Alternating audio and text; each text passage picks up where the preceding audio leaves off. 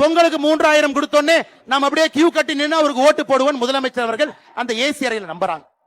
அன்பு சொந்தங்களே, நம்முடைய திராவிட முன்னேற்ற கழகத்தினுடைய ஆட்சி வரும் பொழுது 2021 தமிழகத்தினுடைய ஒரு ரேஷன் கார்டின் மீது 2,04,000 ரூபாய் கடன் இருந்துச்சு.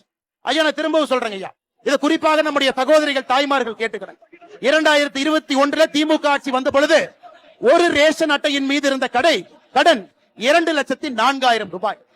இன்னைக்கு 2025 ஜனவரி மாசத்துல இன்னைக்கு நாம் பேசக்கூடியது ஒரு ரேஷன் அட்டையின் மீது இருக்கக்கூடிய கடன் 4,54,000 ரூபாய்.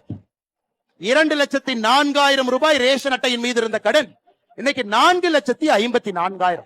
எவ்வளவு ஏத்திருக்கிறீங்க? 2,50,000 ரூபாய் ஒரு ரேஷன் அட்டையின் மீது ஒரு குடும்பத்தின் மீது கடனை ஏத்திட்டு பொங்கலுக்கு எவ்வளவு கொடுத்தீங்க? 2026 22 0 பொங்கலுக்கு ₹1 கொடுக்கல. 2023 எவ்வளவு கொடுத்தீங்க? 1000 ரூபாய். 2024 எவ்வளவு கொடுத்தீங்க? 1000 ரூபாய். 2025 எவ்வளவு கொடுத்தீங்க? 0. 2026 எவ்வளவு கொடுக்கறதா சொல்லிருக்கீங்க? 3000. மொத்தமா 5000 ரூபாயை கொடுத்துட்டு 2.5 லட்சம் ரூபாய் எங்க தலைமையில கடன் வச்சீங்கல்லங்க ஐயா. அதனாலதாங்க ஐயா திமுக நீங்க கில்லாடி. 9,74,000 கோடி கடன். இந்திய சரித்திரத்தில் எந்த ஒரு மாநிலத்திலும் கூட இவ்வளவு கடன் யாரும் சரித்திரத்தில் பெற்றது கிடையாது.